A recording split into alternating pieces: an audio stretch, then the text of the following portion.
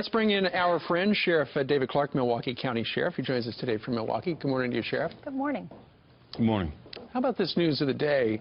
Apparently, this past week, Iran executed a former scientist. There he is right there, Shahram Amiri.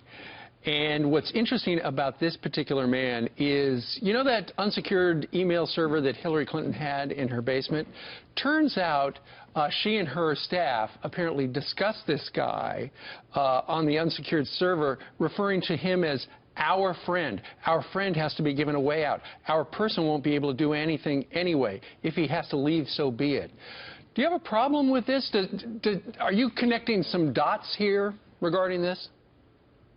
Well, I'm connecting the dots. The rest of America is connecting the dots. Unfortunately, the United States Department of Justice could not connect the dots when they looked at her and the criminal behavior, the criminal activity that she was involved in. And if it wasn't for the fact that our government is corrupt, from the White House down to the Department of Justice, she would have been doing the perp walk down her driveway from her home in New York. Yeah.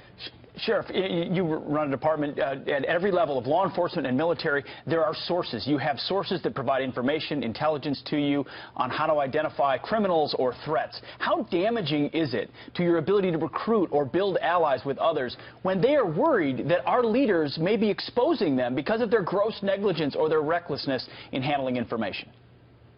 Well, it's extremely problematic. Look, if people don't trust you, they're not going to work with you. They're not going to cooperate with you. And look, we have to rely on informants.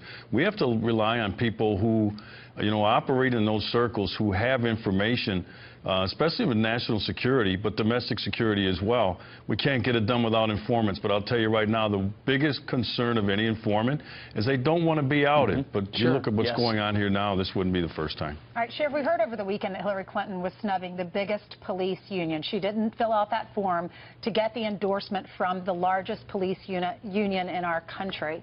Donald Trump is trying to get that endorsement. What was your reaction to that? Well, it's a huge miscalculation, a huge political miscalculation on the part of Mrs. Bill Clinton. Look, everyone running for public office at any level knows that you want and you have to have the support of not only law enforcement but other first responders.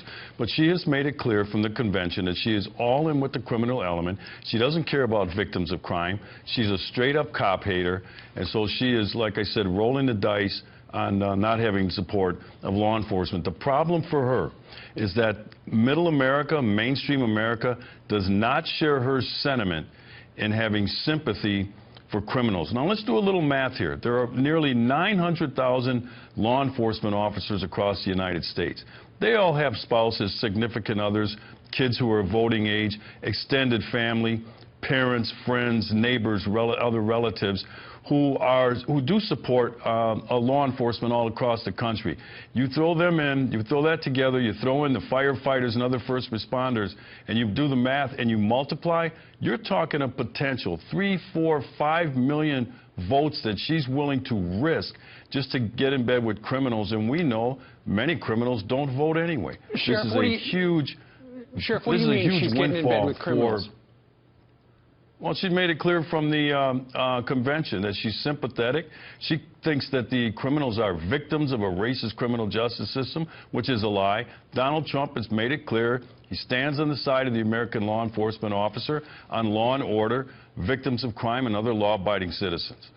Sheriff, we've got a full screen here of all the cities that have had at least a 50% increase in crime since 2014 and 2015. If the anti-law enforcement policies, or this choosing Black Lives Matter over the police, continues in a Hillary Clinton administration, where are we going to see those numbers go in 2017 or 2018?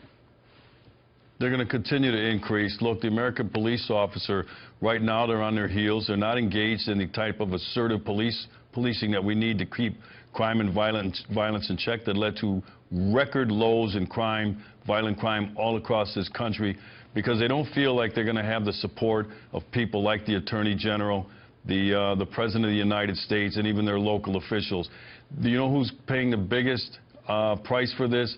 Not only law-abiding people, but law-abiding black, brown, Hispanic, seniors, those type of people who are disproportionately victimized by violent crime. So actually, with her getting in bed with this Black Lives movement, this dangerous, hateful ideology, she is taking it out on good law-abiding black people that live in the American ghetto. Well, they're the ones who are victimized disproportionately by crime and Yeah, violence. when she snubbed the minors, we saw the minors were voting against her. Now she's snubbing police officers. I'm going to be curious to find out how this affects her when the next Right, and the irony is Bill Clinton actually did get the endorsement. The last Democrat to get it. Yeah. Right. Sheriff, thank you very much for joining us Thank today you, Sheriff. live from the beautiful city of Milwaukee. Yeah. Thank you, sir. My pleasure. Well, Rudy Giuliani, you remember he was on with us at the convention, and I saw him on with you guys over the weekend. He said that she said, I don't want to see any police officers wearing their uniforms on the floor of the convention. Yeah, it's a clear contrast, no doubt.